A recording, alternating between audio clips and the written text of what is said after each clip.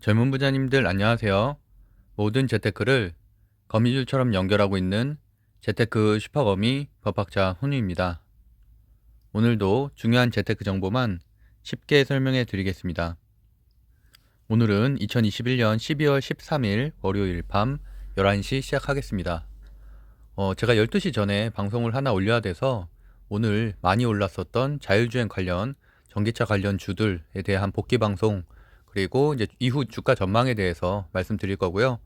한 새벽 3시 정도, 한 2시간 정도 방송 준비해야 되니까 3시 정도에는 내일 대응할 만한 종목들 중심으로 살펴보도록 하겠습니다. 일단 월요일 오늘이었죠. 오늘 새벽에 제가 올렸었던 픽 종목들 총 5종목이었는데 제 방송을 정확하게 들으신 분들은 오비고나 KEC에 안 들어가셨을 겁니다. 제가 분명히 그 두 종목은 유상증자라든지 감자의 위험이 있기 때문에 들어가면 안 된다고 말씀드렸고, 그럼 나머지 세 종목이 남는데 기아, 현대오토에버, 인포뱅크 이 세 종목만 제가 말씀드렸었죠. 그래서 인포뱅크는 거의 상한가까지 갔었고 현대오토에버 6.7%, 기아는 장중 3.2%까지 갔었습니다. 어쨌든 그런 근거로서 물론 뭐 자율주행 관련해서는 제가 이미 11월 21일에 인포뱅크를 종목을 정리해드린 적이 있었고요. 어저께 이제 포드, 지난주 금요일 그 미국 증시에서 포드하고 GM이 급등을 했었죠. 특히나 포드 같은 경우는 전기차 픽업 트럭, 내년에 출시하는 전기차 픽업 트럭이 20만 대 사전 예약이 끝나면서 약 8% 정도 주가가 급등을 하면서 그런 여파들이 이제 전기차 관련된 주인 현대오토에버라든지 기아로 이제 그런 수급이 들어올 가능성이 높다고 제가 말씀드렸었고, 오늘은 또 LG전자 이슈, 애플카 이슈까지 한번 겹치면서 다시 한번 이렇게 급등세를 일으켰습니다. 그래서 이제 지난주 금요일은 제너럴모터스가 6%, 포드가 이제 9.6%. 물론 제가 이제 뭐 주식 스터디 같은 데서는 제가 이렇게 종목을 선정하는 여러 가지 이제 루트나 이런 것들, 원칙들을 좀 설명드리고 있는데, 이렇게 제가 이제 미국 증시 같은 경우도 약 한 82개 정도로 주제를 정리해 놓고서 매일매일 체크한다고 말씀드렸었죠. 그래서 어떤 주가가 특히나 강세를 보일 때는 당연히 우리나라에도 외국인 투자자가 같은 기준으로 투자할 가능성이 높기 때문에 그런 수급적인 부분들을 판단한 요소로 쓰고 있습니다. 그 오비고 제가 이제 어제 방송에서 말씀드렸죠. 이렇게 보시면 부채 비율이 6,000%가 넘고 유보율이 142%이기 때문에 유상증자, 감자의 위험이 있다. 이런 종목들은 아무리 테마주라고 해도 위험성이 있으니까 피하는 게 좋다라고 말씀드렸고, 오늘은 물론 그 이유 때문만은 아니겠지만 어쨌든 최근에 많이 상승한 것도 있죠. 거의 8거래일 연속 상승했으니까 오늘은 다소 쉬어주는 모습이었는데, 물론 오늘 쉬어줬기 때문에 순환매로서 내일이든 다음 주든 한번 상승은 할 수 있겠죠. 하지만 저 같은 경우는 이런 종목들은 위험하기 때문에 들어가지 않는다고 말씀드렸습니다. 그리고 제가 이제 오늘 아침이었죠. 8시, 9시 4분에도 한번, 물론 새벽 방송을 보신 분들은 당연히 기대를 하고 계셨겠지만 9시 4분에도 이렇게 현대오토에버를 비롯해서 이때까지만 해도 현대오토에버가 2%밖에 안 올랐었죠. 장중 7%까지 올랐었으니까 이렇게 공유를 해드렸었고, 인포뱅크 같은 경우는 5% 상승한 9시 9분 12분 정도에 이제 설명드렸는데, 제가 이제 인포뱅크 같은 경우 3일 전에 전 매수해서 가지고 있다고 말씀드렸었고, 뭐 이미 제가 방송을 찾아보니까 제가 예전에 다 설명드렸던 종목들이에요. 보면은 이게 11월 20일 방송이거든요. 11월 20일. 이때 인포뱅크 설명드렸었죠. 그래서 이제 그때 상한가를 가면서 제가 이제 주목을 하기 시작했고, 이 종목이 어떤 식으로 지금 차트가 형성되는지에 대해서 분석을 해드렸었기 때문에 제 방송을 그때 기억을 하고 계셨던 분들은 자율주행 관련해서 제가 어쨌든 원픽으로 뽑았었기 때문에 그런 종목에 대한 공부가 좀 미리 돼 있을 거라고 생각을 하고 있고요. 물론 어저께도 제가 인포뱅크를 다시 한번 말씀을 드렸죠. 높인다고 할 수 있겠고요. 그래도 하드웨어를 생산, 외국인 수급 함께 증가를 하고 있습니다.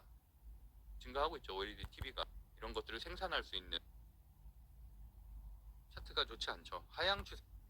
그래서 뭐 현대자동차나 뭐 현대모비스 같은 경우는 차트가 어쨌든 하향 차트이기 때문에 저는 이제 특별하게 이제 말씀드리지 않았고, 그 중에서는 현대오토에버가 그래도 다른 차트보다 가장 강하다고 말씀드렸고, 현대오토에버가 오늘 가장 강했죠. 가장 강했고, LG노텍도 오늘 여전히 강한 모습을 보였고요. LG 디스플레이도 강한 모습을 보였고요.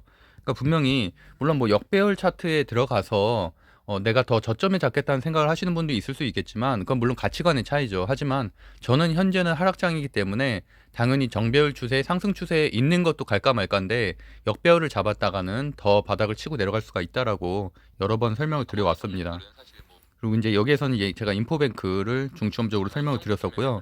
인포뱅크가 사실 뭐 현재 시세나 이런 것으로만 봐도 당연히 대장주고, 어쨌든 물론 대장주는 나중에 테마주 같은 경우는 바뀔 수는 있겠지만 제가 실적이 가장 낮다고 말씀드렸었죠. 그래서 뭐 유보율도 굉장히 높은 편이고 가지고 있어도 특별히 문제가 없다. 근데 반면 오비고나 이런 것들 KC 같은 경우는 조금 위험성이 좀 있다고 말씀드렸죠. 물론 KC는 차트는 괜찮습니다. 차트는 괜찮지만 유보율이나 부채율 때문에 저 같으면은 안 들어가겠다, 이렇게 말씀을 드리기도 했었죠.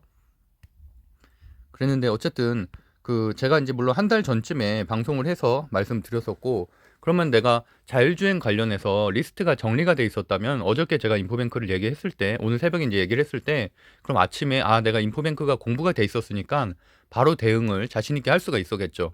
왜냐하면 최근에 물론 뭐 신고가 흐름에 근접한 부분도 있었고 지금 조정을 충분히 줬었거든요. 그렇기 때문에 최소한 그래도 한 10% 이상은 급등할 수 있는 자리에 있었다고 판단할 수가 있었을 텐데, 물론 뭐 이렇게 기아 같은 경우도 장초에 급등을 하고 결국에 종가는 좀 하락하는 모습을 보이기도 했고, 오토에버도 장중할 때 한 7%까지 급등을 했고요. 그래서 이제 종가는 한 4.2% 정도 마무리가 됐고, 오히려 거기보다는 인포뱅크가 훨씬 더 쉬운 흐름이었죠.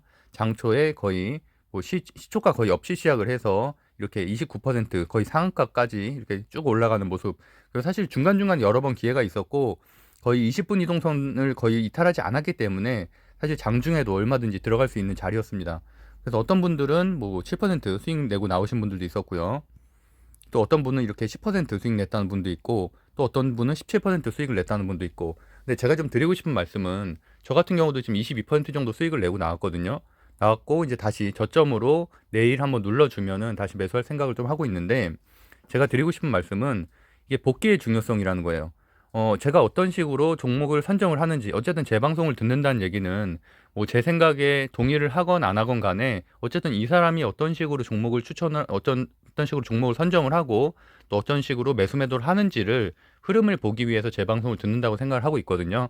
그러다 보면은 어떤 논리적인 구조를 갖고 이런 종목을 선정을 하는지, 그리고 또 매수를 왜 내가 만약에 매수를 하지 못했다면, 왜냐면 여러 번 기회가 사실 있었다고 저는 생각을 하고 있는데 왜 못했을까, 또는 왜 늦게 샀을까. 사실 제가 어저께 실적을 강조해서 말씀드렸던 이유는 다른 종목들에 비해서 물론 영업이익은 낮지만 그래도 매출은 거의 시총 대비만큼 나오고 있죠. 그리고 자율주행에서 그나마 그래도 실적이 있는 종목들, 다른 종목들은 거의 실적이 없는데, 그렇기 때문에 이런 종목들은 사실 물려도 어느 정도는 그래도 마음에 좀 안정성을 갖고서 가져갈 수 있다는 장점은 있죠. 그래서 이제 그런 부분 때문에 말씀드렸던 거고요. 만약에 내가 한 10% 이상 샀어요. 그랬으면 사실은 수익률이 크진 않았을 텐데, 그렇다면은 남들은 장초에 잘 샀는데 왜 나는 늦게 샀을까에 대한 부분도 한번 생각은 해봐야 된다는 거고, 그다음에 또 만약에 너무 일찍 팔았다면 다른 분들은 뭐 10%, 20% 수익을 냈는데 내가 2%, 3% 수익을 냈고 팔았다면, 물론 수익은 항상 옳다는 말을 뭐 위로차 할 수는 있어요. 위로차 할 수는 있지만 이 일이 계속 반복된다는 거는 다시 한번 좀 생각을 하셔야 됩니다. 왜냐하면 내가 실력이 늘지 않고 있는 거기 때문에 항상 2%, 3%만 수익을 내고 나온다는 얘기는 내가 그래도 가끔씩은 5%, 10%, 왜냐하면 분명히 그럴 수 있는 패턴이었거든요. 이게 뭐 급등을 했다가 급락하는 패턴, 어려운 패턴이 아니었기 때문에 그런 것들에 대해서는 제가 하다못해 뭐 말씀드렸던 20분 이동 평균선, 뭐 매매나 이런 방식으로 좀 본인이 만약에 현재까지 안 하고 있다면 좀 그런 방식을 중심으로 하셔도 충분히 큰 수익을 가져갈 수 있는 종목이었다. 그래서 복귀가 상당히 중요하다고 말씀드리고요. 저도 보시면은 제가 지금 이 녹화 버튼이 여기 떠 있잖아요. 오늘 같은 경우 다날도 제가 녹화를 했는데 보시면 제가 이 갤럭시 같은 경우는 이렇게 녹화가 되거든요. 근데 무슨 말이냐면, 저는 다날을 어제부터 보유하고 있었고, 아니 지난주죠. 지난주 금요일부터 보유를 하고 있었고, 오늘도 거의 한 7% 정도 수익을 내고 나왔는데, 어쨌든 보면은 제가 이렇게 항상 녹화를 해요. 뭐 물론 애플 같은 경우는 아마 아이폰은 녹화가 안 되는 걸로 알고 있는데, 갤럭시 소유하고 계신 분들은 어느 폰이든 간에 이렇게 녹화 기능이 있거든요. 그걸로 차트의 흐름 1분봉으로 해서 차트가 어떻게 흘러가는지를, 저도 뭐 장중에 계속 볼 수는 없으니까, 그래서 어쨌든 이렇게 보고서 집에 와서 9시에 뭐 어쨌든 퇴근하고서 집에 와서 이제 그걸 다시 공부를 한다는 얘기죠. 그럼 차트가 어떤 식으로 흘러가는지, 최소한 장중에 9시부터 9시 10분까지 어떻게 흘러가고 그 이후에 어떤 흐름으로 이어졌는지를 이걸로 판단을 할 수가 있죠. 이미 다 끝난 차트 가지고는 사실은 그게 복귀를 다시 한다는 게 큰 의미가 없어요. 큰 의미도 없을 뿐더러 좀 집중력이 많이 떨어지기 때문에 이렇게 녹화를 해두면 내가 실시간에 거래하는 것처럼 느낄 수가 있거든요. 그래서 그런 식으로 하시면 좀 좋을 것 같다라고 라는 말씀도 좀 드리겠고요. 오늘 내용 들어가기 전에 구독과 좋아요 좀 부탁드릴게요. 일단 코스피는 전강 후 약으로 끝났죠. 코스닥도 마찬가지인데 뭐 그 흐름은 사실은 우리나라 증시만 그런 것도 아니고 심천이라든지 항생지수, 니케이지수 모두 비슷한 흐름으로 보였기 때문에 그건 크게 우려할 부분은 아니고, 다만 FOMC 회의가 이제 14일, 15일 내일하고 모레죠. 그러다 보니까 거기에 따른 좀 불안정성은 분명히 존재는 한다.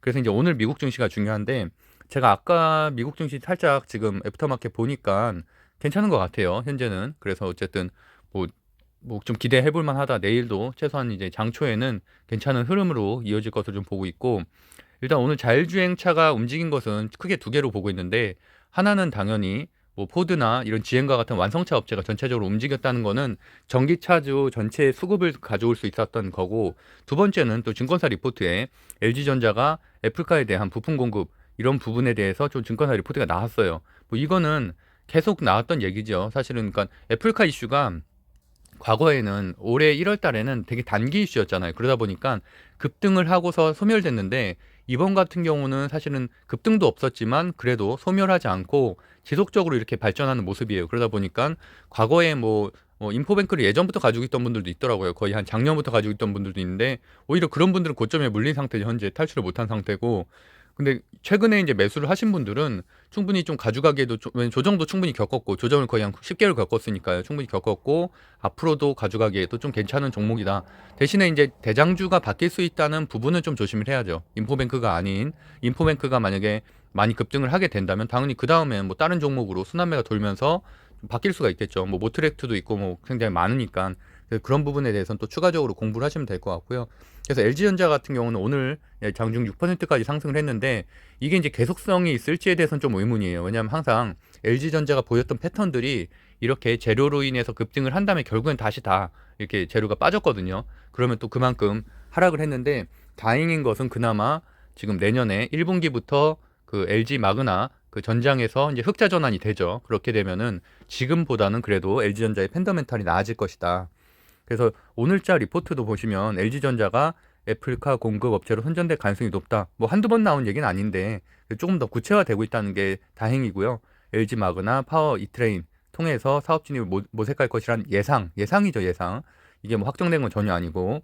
그리고 더 좋은 거는 LG 디스플레이와 LG 이노텍이 상당히 주가가 못 가던 종목들이었는데, 그런 종목들이 최근에 메타버스와 연결이 되면서 주가 상승이 있었죠. 오늘도 LG 디스플레이와 LG 이노텍은 좋은 모습을 보였고요.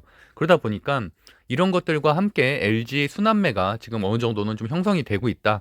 뭐 효성그룹만큼 강한 흐름은 아니지만 그래도 LG그룹도 이런 것에선 당연히 LG전자도 같은 전장을 하는 곳이니까 긍정적으로 보고 있다 정도로 보시면 될 것 같고요. 뭐 그거 말고도 가전도 상당히 영업이익이 좋은 편이죠. 내년 영업이익도 기대가 되고.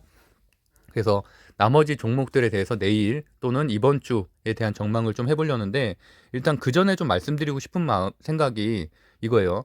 테마주와 실적주를 여전히 제가 톡방을 보고 있으면 구별을 못하고 조금 이렇게 혼동하시는 분들이 되게 많아요. 당연히 테마주, 우량주, 제가 어저께 말씀드렸던 종목들 뭐 비교를 굳이 해보자면 당연히 현대오토에버나 기아는 우량주가 되겠죠. 우량주 실적주가 되겠고요.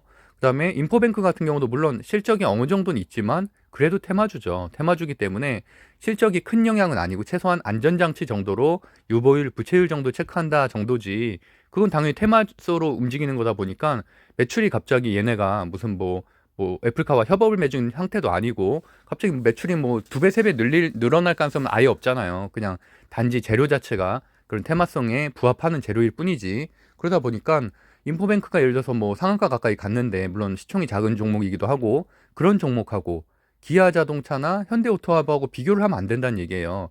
기아자동차는 하루에 2%만 올라도 엄청 많이 오른 거예요. 1년에 2% 오르는 날이 며칠 안 돼요.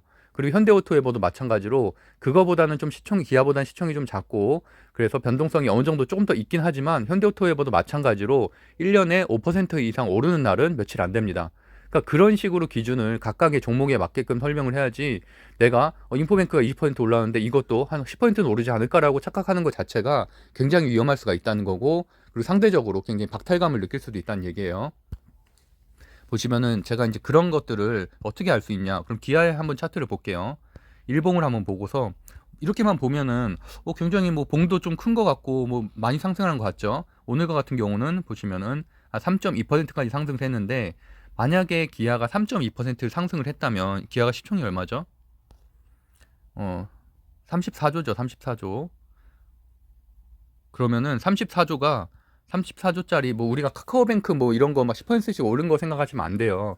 그런 것은 굉장히 이례적인 얘기고, 이렇게 34조짜리 기업이 오늘 이렇게 장중한 때 3%나 올랐다는 거는 엄청난 거예요. 그때 물론 뭐 못 판 사람들은 여전히 가지고 계시면은 뭐 그래도 여전히 뭐 괜찮다고 생각은 하고 있어요. 하지만 그만큼 무거운 주식이라는 거고, 예전에 올랐었던 것도, 최근에 올랐었던 것도 한번 볼게요. 뭐 굉장히 이거 장대 양봉이죠. 장대 양봉이라고 해도 3.9%. 그리고 반대로 장대 음봉이라고 해도 약 한 2%만 빠져도 장대 음봉이고요.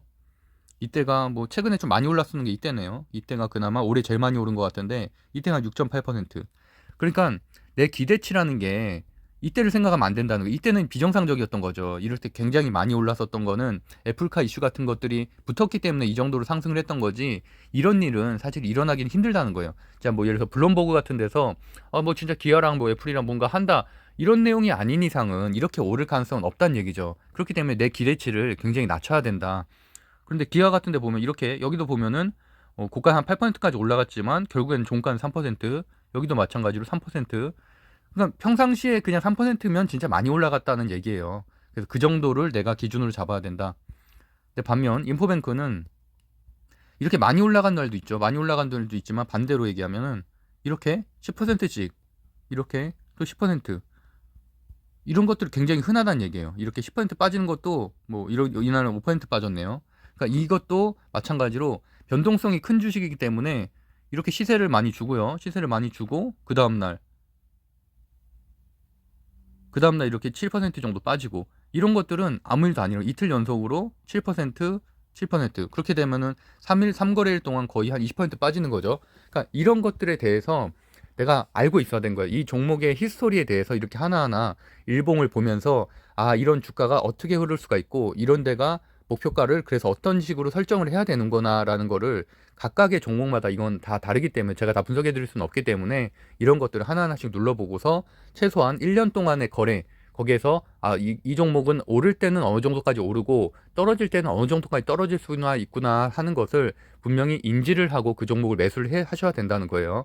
그래서 어쨌든 인포뱅크도 마찬가지로 제가 어저께 말씀드린 거와 똑같은 상황이죠. 지금도 보시면은 일단 매물대는 좀 많이 해소가 됐고, 오늘 같은 경우도 윗꼬리를 달아준 게 오히려 신규 진입한 분들 입장에서는 이번 주 안에 다시 들어가기에는 괜찮은 자리라고 보고 있고요.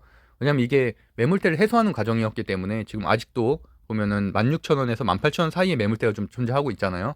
반대로 이제 16,000원대에 있는 매물대가 지지 구간이 되겠죠. 그리고 이제 신고가 또 이제 얼마 남지 않았기 때문에 신고가 흐름도 좀 기대가 되고 있고, 그래서 어쨌든 괜찮게 보고 있고, 이제 인포뱅크 이외에도 현우산업이라든지 라닉스라든지 최근 오늘 좋은 흐름을 보였던 곳들, 제가 어저께 제외했던 오비고와 KC는 오히려 오늘 좀 쉬어주는 모습이었고, 근데 그 외에도 좀 윗꼬리가 있는, 지금 여기서만 보면은 모바일 어플라이언스가 좀 좋은 흐름이네요. 다른 것들은 윗꼬리가 좀 긴 편이고, 차트 자체는 사실 좋지는 않네요. 하락 추세니까. 하락 추세에서 잠깐 들어올린 정도. 그래서 제가 어저께 말씀드렸던 대로 그나마 인포뱅크는 차트 모양이 완전히 다르죠. 지금 보면은 지금 최근에 계속 이제 우상향하는 추세고, 현우산업도 마찬가지로 하락 추세. 뭐 이쪽 파트가 다 그렇긴 한데, 그럼 이 와중에서 좀 골라야겠네요. 보면은 그래도 좀 20선 위에 올라와 있으면서 이격이 조금 낮은 것들, 여기가 좀 낮네요. 라닉스가 좀 낮고, 칩셋 미디어 괜찮네요. 차트. 칩셋 미디어가 그래도 다른 것들보다는 훨씬 더 강한 흐름이네요.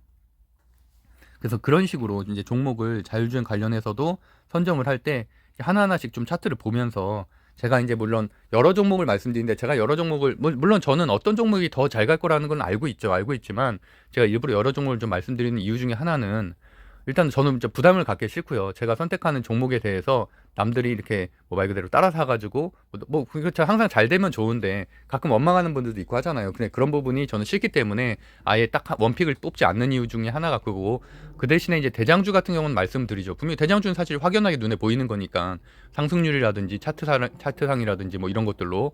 그래서 그렇게 말씀드리고 있는데, 뭐 예를 들면 그래요. 조선주를 좋아하시는 분들한테는 아무리 이런 VR이라든지 메타버스라든지 NFT라든지 자율주행 얘기해봐야 절대 안 사거든요.